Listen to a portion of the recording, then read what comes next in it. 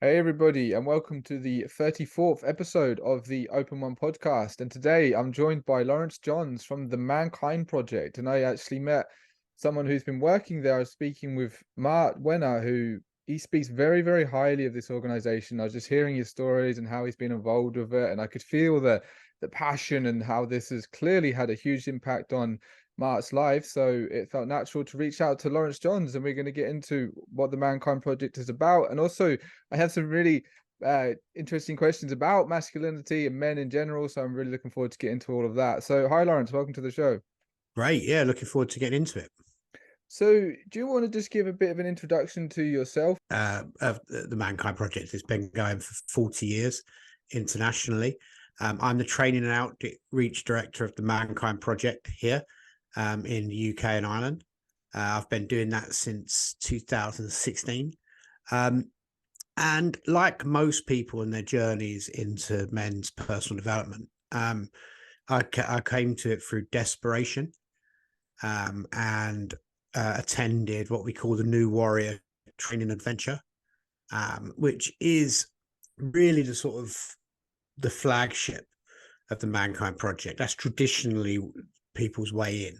It's a 3-day experiential workshop, and I'm sure that's the experience that Martin's told you about. And it's quite an amazing experience. I done mine in 2002, and then started volunteering within the Mankind Project and became a men's group leader in 2005. And my background, I have quite an entrepreneurial background, and in 2016 we became a charity in the UK, and they needed someone to kind of jump in and kind of head that up and help take the work we do further out to men. And it just seemed like a good fit of me getting involved in that way then. And that's really how I got involved. Yeah, right. That's incredible. I didn't actually know that this has been going on for 40 years. So it must be, really really touching a spot here with men. And Yeah, we're the oldest men specific personal development program in the world. wow, that's quite a title. Yeah, Impressive. it's good. We're the OGs. Yeah.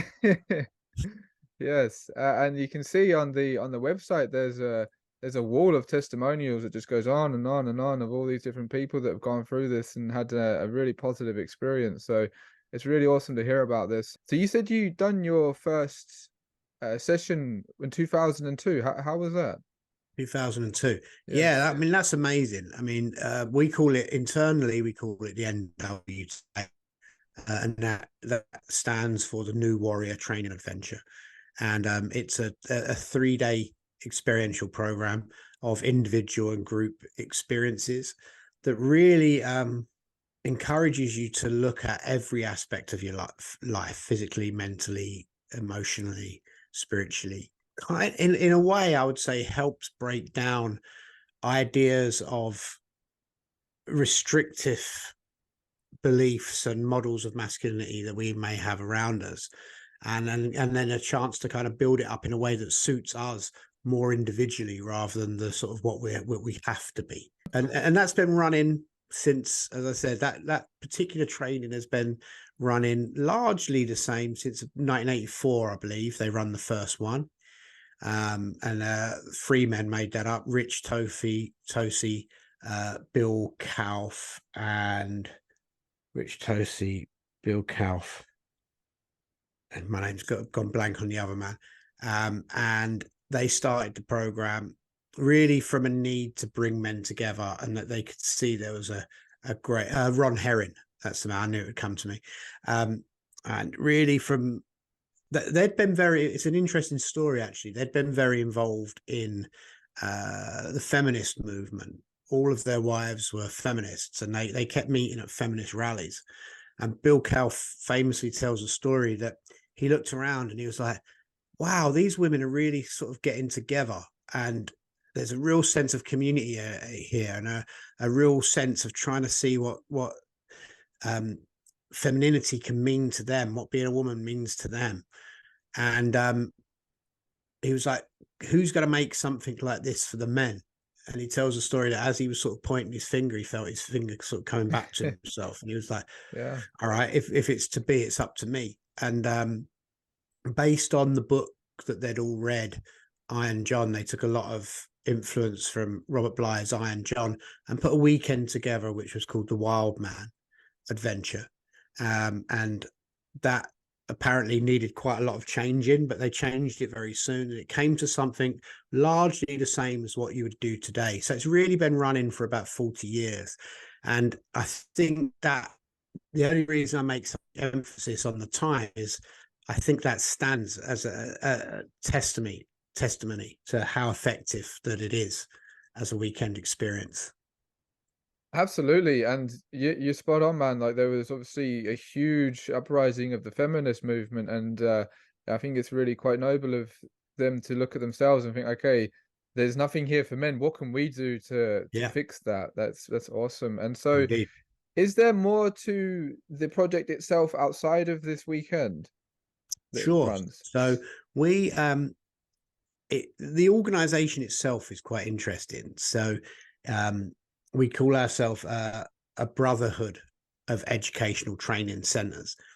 And what that means is that there's no big umbrella organization. We all the leadership comes down locally to communities. So the Nordic have a community, for example, can Ireland have one, Germany have one, throughout Europe and indeed throughout the world. And so each center will do things slightly differently in terms of offerings outside of the NWTA. The NWTA is largely the same throughout the world. But in the UK and Ireland, we do things called connection groups, which are free online groups that men can join. And that's a really way of taking the work that we do out to reach more men that haven't necessarily done the training, expose them to what it's like to sit in circle with other men and in a place where we can share without fear of rejection, really, and be welcomed.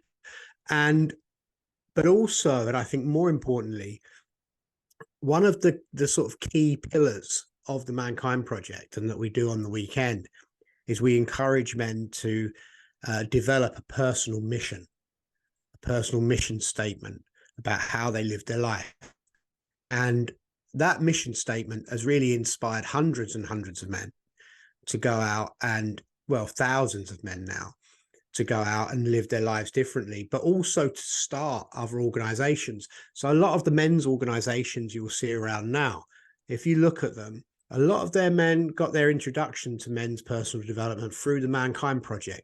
So we kind of exist as a catalyst, really, for men's work. And we hope that that ripples out. And the evidence is that it does. So we really try and change the world one man at a time by getting him in contact with himself and in contact with a mission bigger than himself. So, can you give a bit of an example of what a personal mission statement might look like? Yeah, I can give you my personal mission Yeah, statement, if you wouldn't mind, which sure. is I create a joyful world of abundance and awe-inspiring community by loving you exactly as you are, myself exactly as I am, and by choosing to be magnificent, powerful, and present right now. Nice, man. It's concise, powerful. Love that. And it becomes a compass for how I live my life. So, how would that play out in, say, day-to-day life? This, you say it's your compass to navigate life. How does that play out day to day? I mean, on a very real term, an opportunity comes my way, for example. I'm in two minds whether I should do it. Do I want to do this thing? Let's have a look. Think about it. Is it helping me create community? Is it? Yeah, if it's helping me create community, why not go and do it? And it also, so it helps me decide what to do. And it also, if you flip that on its head, right, which is I create a rancid world of isolation by killing the king in you, by killing the king in me, and deciding to be small, pathetic, and powerless, which is my shadow mission, which is the opposite of that mission, then it acts as a barometer of how I don't want to behave. So it constantly stands as a compass in my life to help me decide, am I moving towards my mission in this behavior, or am I moving towards my shadow mission in this behavior? And that's what I mean by it serves as a sort of true north to help me make decisions, to help me be willing to challenge my own behavior and the behavior of others. That's powerful because I don't know if you saw that recent video of the man taking down the British flag, and there's okay, so they've got the pride flag and then you've got the British flag underneath it. And okay, I've got nothing against LGB or whatever. Once you get past that, I think it gets a little strange, but never mind. The guy is like, there's a video and he's taking down the flag, and the man recording's like, "You're taking down the wrong flag," and the guy's like, "I know." But then he still takes down the flag and throws it on the floor. And I'm like, wow, if there was only more people that were living like you are living with this, true north, as you put, and actually living in alignment with, I guess, higher values, this man would never have taken down that flag. He would have done that, right? Because it sort of goes against what he knows is not the right thing to be doing, but he's still doing it because of fear, essentially. Yeah, I mean, I can't comment on that one because I don't know, but I certainly know through my own life that there's been lots of times I've done the wrong thing, and if I look back on it, largely I've ended up doing the wrong thing because of fear. Yeah. Um, and that's how it plays out. And the only way that, well, we know from the idea of courage, if we think of the word courage, courage means to feel fear but do it anyway, right? Because it's the right thing to do. That's what being courageous is. People think being courageous means that you're fearless, but being courageous means that I'm very aware of the fear, I'm very aware of the danger, but I'm going to do it anyway because it's the right thing. And so being able to connect with something bigger than me and a purpose bigger than myself helps me be courageous. Because I don't matter so much in that scenario because I'm in service of something bigger than me. So if I can find a way to be courageous, that means that I've got more chance when I'm facing fear to be able to make the right decision that is in line with my values rather than a knee-jerk reaction through some perception of what an unknown future may look like. And then do you have any perhaps recent examples or really like monumental examples of when you've had to tap into courage to overcome something?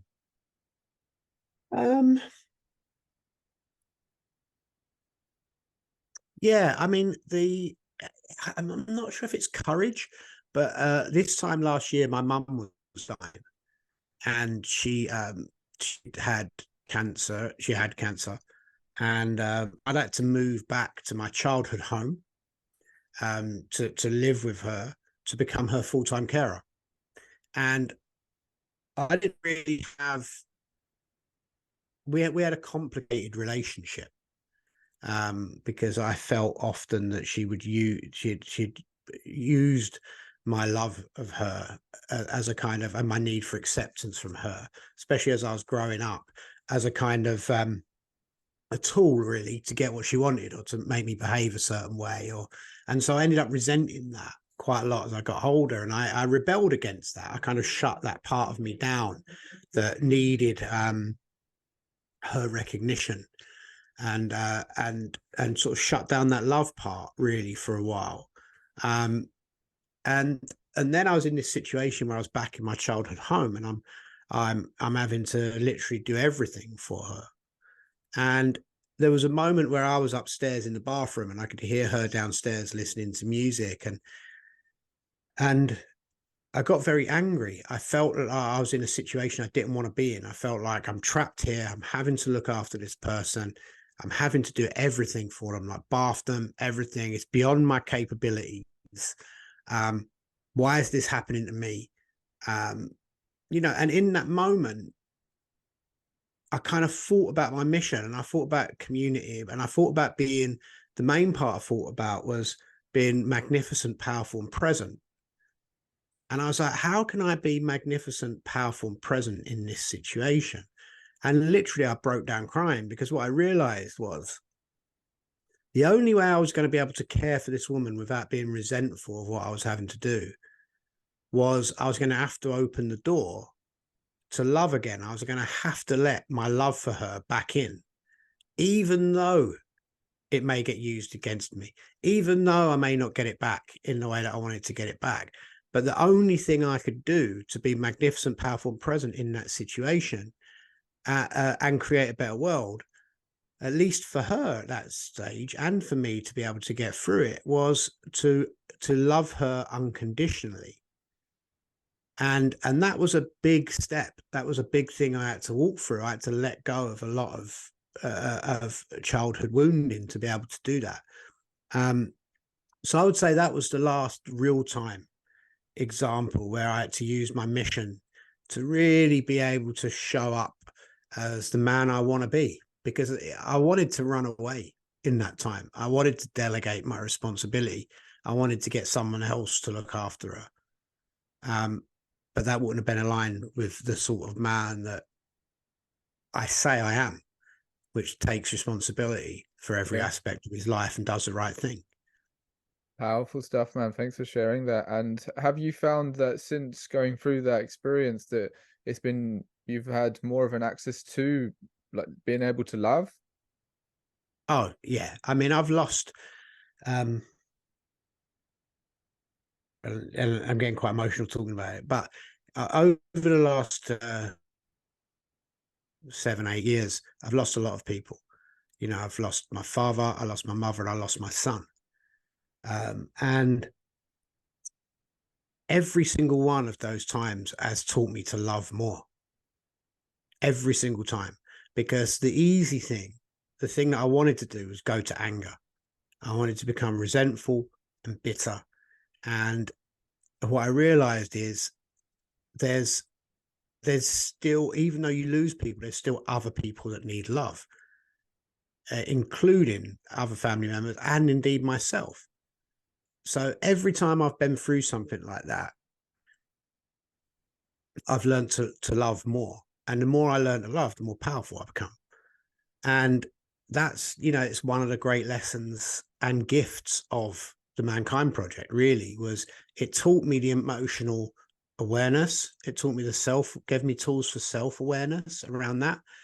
But also it gave me a group of men. I mean, there wasn't a day when I went through any of those situations. There wasn't a day when I didn't have at least one or two men phone me up every single day and go, "How are you doing? What do you need?" Really rare. That's really, in my experience, that's really rare between men, you know, and not just, "Oh, it must be terrible. How about we go out for a drink?" Like, no, I'm here to talk about what's going on for you, all of it, no matter how dark it gets. And that's been a lifeline, you know, in real terms, a lifeline. Yeah, and it reminds me of what you said earlier about brotherhood, and that feels like a true brotherhood there, man, which is just can't really put a price on that. And okay, so let's get a little bit into, I mean, how much I don't know you can share about what actually happens during the warrior training weekend, but I know Mart mentioned a bit about initiation of some sort. Can you perhaps talk a little bit about that? Yeah, I mean, we tend not to talk about what happens on the weekend, and not because it's a secret, but just because we treat it like a movie. You know, Yeah, yeah, yeah. it's like there's certain elements that you want it to be a surprise, right? But it is based upon the idea of being a sort of a modern initiation into a different type of masculinity, a masculinity that works for you. So it has some of the same elements. You go on a hero's journey. You know, there's a separation from the world. There's a descent. There's a reclaiming. So it follows a sort of traditional hero's journey, and it has elements of initiation. And there's there's physical elements, there's emotional elements, there's mental elements, group activities, individual activities. It's really, really, really challenging. Like I would say that it pushes. It's designed to push your buttons, because every man is completely different, and we don't know the way in. And the only way we know the way into each man is by a little prod here, a little prod here, a little prod there. Oh, there's your one. Right, let's work with you. Oh, there's your thing. Let's work with you. So it's a funny experience, because if you speak to men who've been through it, they'll tell you that different part was their breakthrough moment. So it's a really cleverly crafted weekend, and that's why there's a covenant that protects its content around the world, meaning that it's delivered the same because it's so powerful. Awesome. Yeah, and you said mentioned about how it's sort of a different way, or helps you approach masculinity in a different kind of way. Could you expand on that a little bit? Yeah, I mean, we approach improving the world by changing the world one man at a time, right? And what's important about that one man at a time is, it's not like we, and I say we in this term, as the organization, as the sort of international brotherhood, from my understanding of it, we don't believe that there's like a cookie cutter approach to masculinity, like there's one type of man and you need to be that way. We certainly know that a lot of the models that we've been given have been damaging to men, and we have to do things on our own. I'm in competition with every other man that there is. I've got to be the top of this very tight pyramid of hierarchy, and I've got to fight my life to get through the top. We know that has done damage.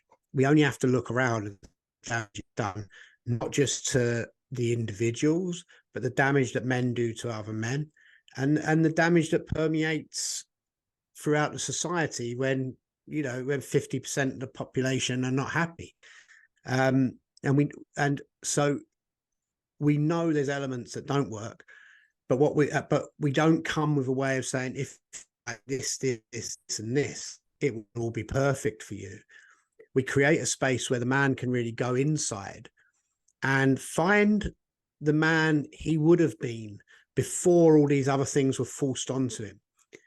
Carl Jung says that we go through life and we start to bend ourselves into shapes to be appropriate and to be accepted by our families and our cultures. And by the time we get to a certain age, we're so bent out of shape, we don't even know what shape we were supposed to be.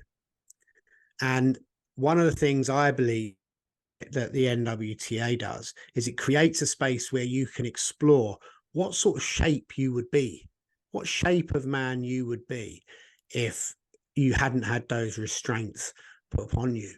And what we tend to find, and this has been one of the revelations for me, is that once men start putting themselves into a shape they could have been, it's a really, really beautiful shape.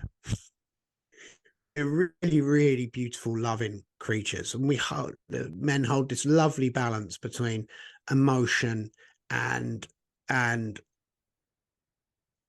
strength and fierceness. We when it's in balance, we hold this too. One of the things I really loved is that I feel from the Mankind Project was, I guess, to view brotherhood, and there is that sense, but it's more like a sense of what I call healthy fathering. It's like, I'll carry you when you need to be carried, and I'll push you when you need to be pushed. And so the NWTA sort of does that. It holds a space around men to look inside and go, how can I work? How can this life work for me? How would I be happy? What sort of man do I want to be? What are my real values? And then from that space go, okay, let me look at how, if this is the gift that I am to myself, how can I bring that gift out into the world? And that's where the mission of service comes in. But yeah, so it's not a cookie cutter approach, but it allows a space for experimentation, but it holds certain things as true. Men are better when they're emotionally literate. Men are better when they live lives of accountability and integrity. And men are better when they're in service to something bigger than themselves. Love that. Yep. And it's like, well, I've heard about how guess through our evolution, we are sort of geared to be sort of fighting something. I don't use words fighting loosely, but whether it's like fighting against the neighboring tribe in the past, or now it would be, I guess, fighting against the matrix, or you just fight against yourself if you're not fighting against anything. So Yeah. that is sort of a way of framing that. But also, as you were speaking there, I guess there's a question I wanted to ask you, and that ties in quite nicely. Is like, how would you define toxic masculinity if you actually think it exists to some degree? Because that's a big term that's thrown around a lot nowadays. I think, from my understanding of toxic masculinity, how where the phrase first came from, um, I believe toxic masculinity does exist. I think how it's used now is incorrect. So my understanding of it, the phrase toxic masculinity was defined as a description for a model of masculinity that men are asked to fit into. And the realization was that that model, it causes damage to others and to ourselves. And in that, if that's the use of the phrase we're using, I believe that there is a model of toxic masculinity that is very a model of masculinity that is very toxic, which is one of, it's me against the world. I'm the only thing that matters. I've got to get all of mine, and no matter what cost. I've got to get success, even if it means I destroy myself and those around me and even the planet. You know, there are those models. I think what it's come to mean now is people use it as if masculinity is toxic. And I don't think it was ever meant to be used that way. So I don't believe masculinity is toxic. I believe masculinity is absolutely beautiful. Some of the most beautiful creatures I've met on this planet are men. But I believe there is a model that if we try and fit into it, it will destroy us and those around us. And so, what would be your ideal of like, I guess, the divine masculine, or the absolute positive parts of masculinity? Man, I mean, it's a complicated thing, but Yeah, this you is know, what comes up. It's like it sounds almost silly to say, but it's like, what makes a man a man? Like in this, it's coming up, this question. it really is. I mean, it is a very difficult question. Um, I mean, how I think of it is, again, go back to Jung, who has a fantastic quote where he says, "I don't seek to be a good man, I seek to be a whole man." Right. And I think when masculinity is at its best, um, we realize that we are really powerful on this side, and we also know that we're dangerous on this side, right? And we know that we're loving on this side, and we know that, you know what, if I have to be cold, I can be cold on this side. And when we're aware, when I'm aware of my gold and my shadow, then I become the best version of myself. If I try and put away that I'm dangerous, if, you know, like you were saying before, fighting something has been at the core of what men have done, right? It's only a few thousand years ago, 10,000 years ago, we're fighting woolly mammoths, right? It's like, which in evolution is a blink of an eye. So if you don't think there's a stone cold killer inside you, you're mistaken, right? There is something that I have to believe, that given the right circumstances, I would do what other men have done, which is mean I would kill if I had to. But I have to believe that. And when I believe that about myself, when I know that I have that, then I become safe, because I know I have that. And that power that comes with that, with knowing that, means I can be a force for good. If I'm trying to hide that behind myself, it comes out. It comes out, and we see it in a lot of abusive behavior we see. That's when a man has not touched his masculinity in a healthy way and realized, I am powerful. But being powerful makes me a powerful ally. It doesn't mean I have to have power over you. It means I can have power to support you.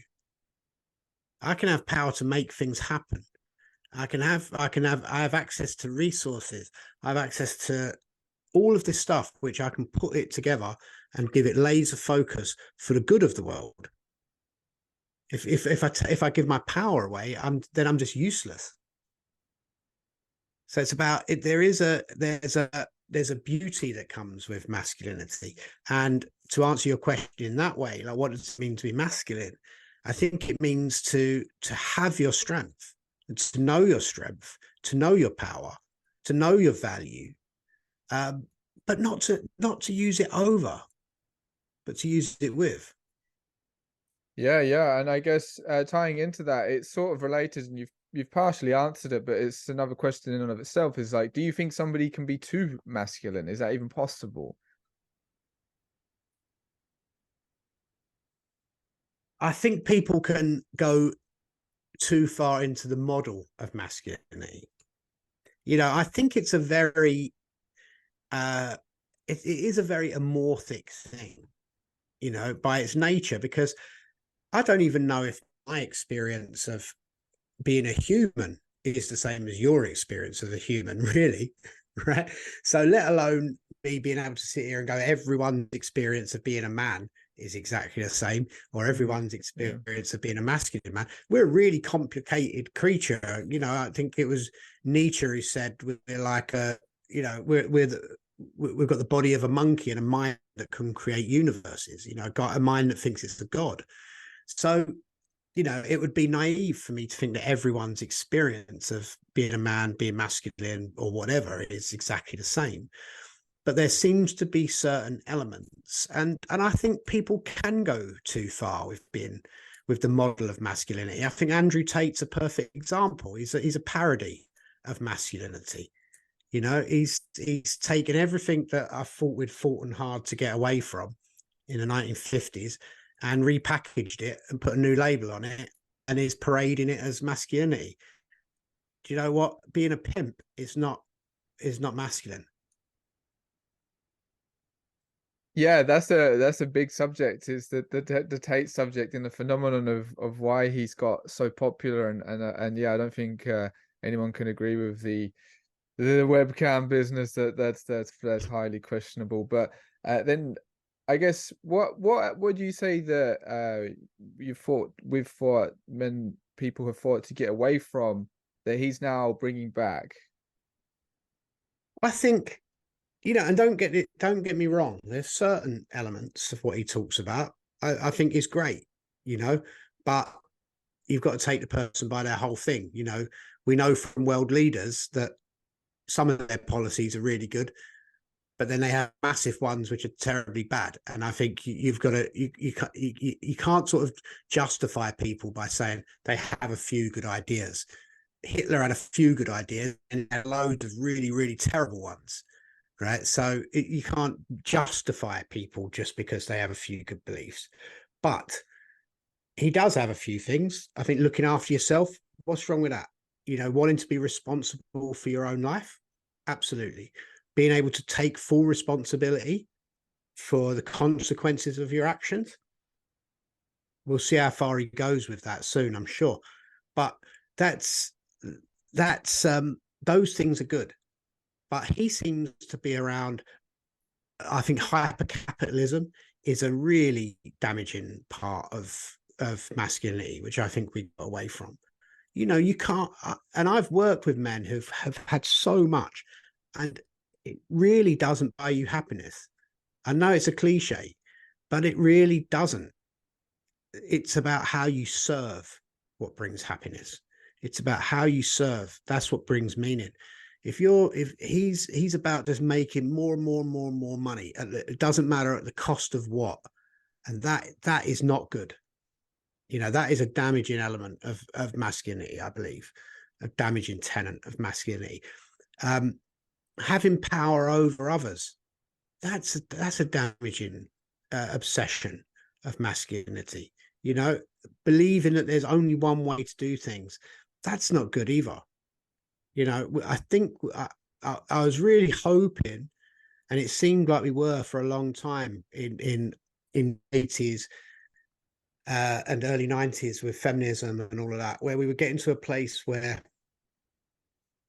we were getting towards more of an individual idea, where the individual became freer to choose how they wanted to live their life, rather than having solid models that seem to work for everyone.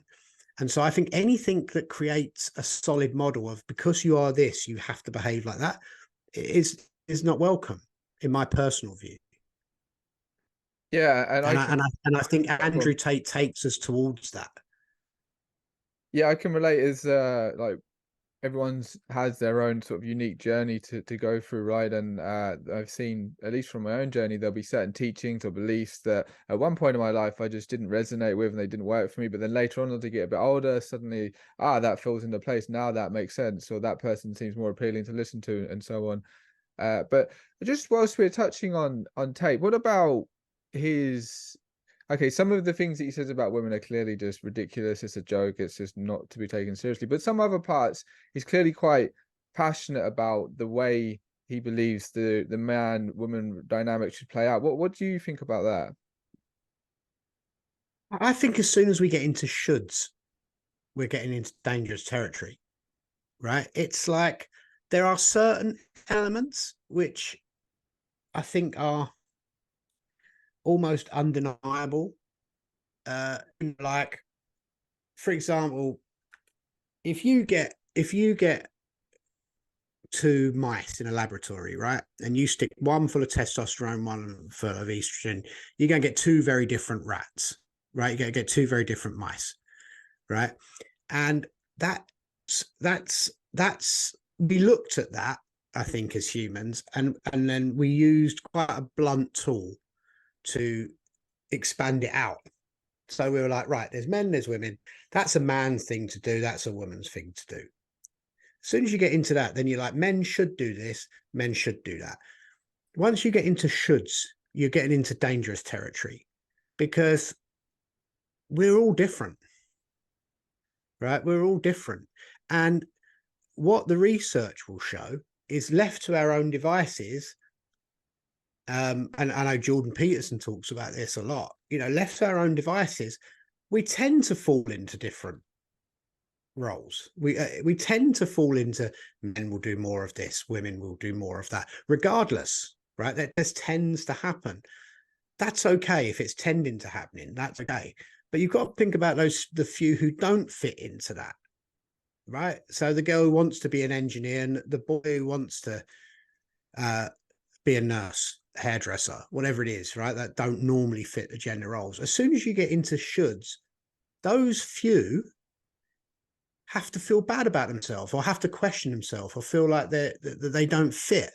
And that few is too many, right? Because if we honestly believe, if Jordan Peterson, people like that, honestly believe, left to our own devices, we'll fall into a kind of largely orderly by agenda, then allow that to happen and drop the shoulds, and then we'll be okay.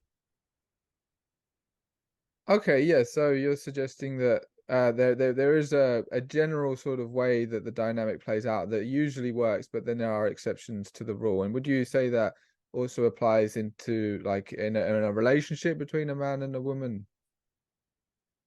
I mean, generally, yeah. I mean, I look around, and of course, it's a you're getting into a nature nurture debate. Is it because that's the common way? But generally, when you look throughout history, there tends to be a sort of groove that we fall into. And I took, and I can only talk about it personally, but with me and my partner, we tend to enjoy that paradigm. That tends to work for us. But then I know people who that doesn't work for, and so that's why there's basically a bit of an anarchist in me, right? And so I get nervous when things become like, you're this, so you have to be that. You're that, you have to be that. If you like that, you like that. I would like to think that if I were to have a daughter, which is kind of unlikely now, I have one son, but if I was to have a daughter, I'd like to think that she would have all the freedoms that my son had. And that means not just the legal ones, but the social ones. Let him dress how he wants to dress. Let her dress how they want to dress. It's dangerous when we start putting prescriptive stuff to it. If we believe that it's the natural way of stuff, then just let it ride out. And that's where we'll get to. Okay, interesting. All right. So, just a couple more things here that you've been speaking about as we've been going through the show here. What would it mean for someone to be emotionally literate?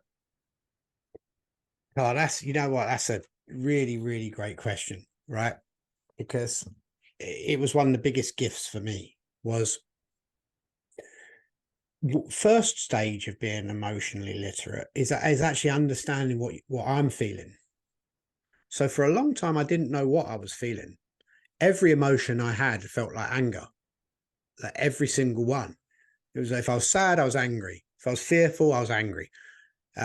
I didn't know what I was feeling. So that's the first part of being emotional literate, is kind of understanding what's going on for me. The second part of being emotionally literate is being able to then explain that to another person in a language where they have half a chance of understanding it. So it's being able to feel my emotions clearly, and it's being able to express my emotions clearly, including my wants around those emotions. Powerful. Okay, cool. And so, if there was someone listening to this that wanted to perhaps get involved with the Mankind Project, how would they go about all of that? So the easiest way, I mean, depending on where you're listening to this, is there'll very probably be a local community to you.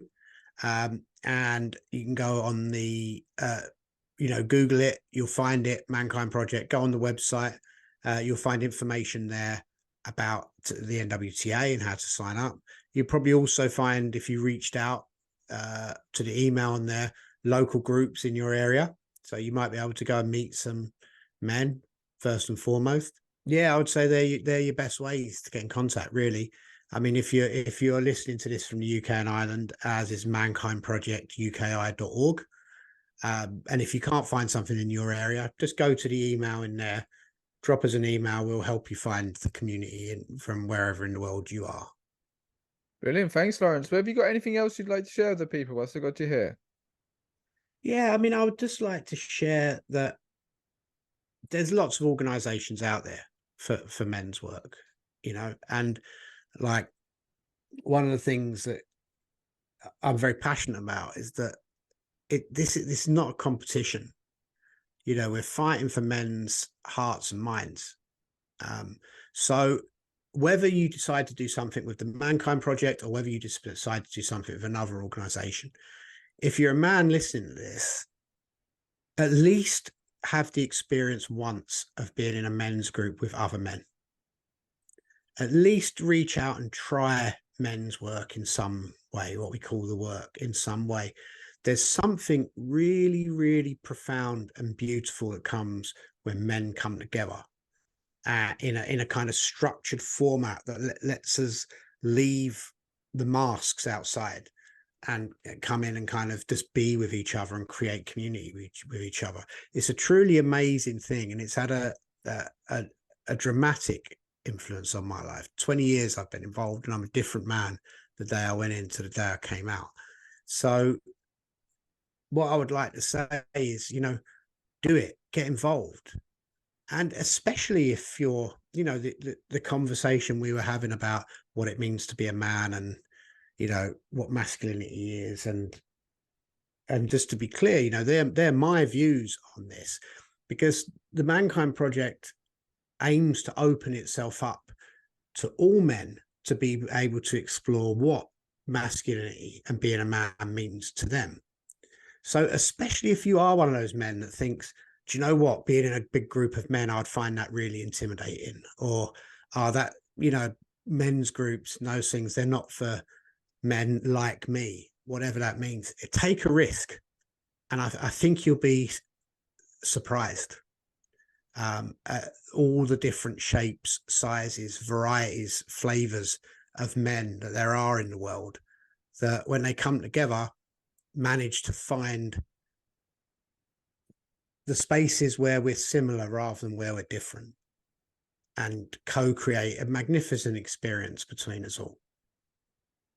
And, and that experience alone, if we could ripple that out into the world, make it okay for all men to be together and accepting of each other, regardless of age, race, sexuality, all of that stuff, what an amazing world it would be. That's playing our part, I think. So if you're listening to this, give it a try. What's the worst that can happen? Absolutely, man. An amazing world it would be, and we get there one man at a time. I love that. Powerful. Well, thank you for joining me, Laurence. It's been very insightful. Great. Fantastic. Thank you for inviting me. Cheers.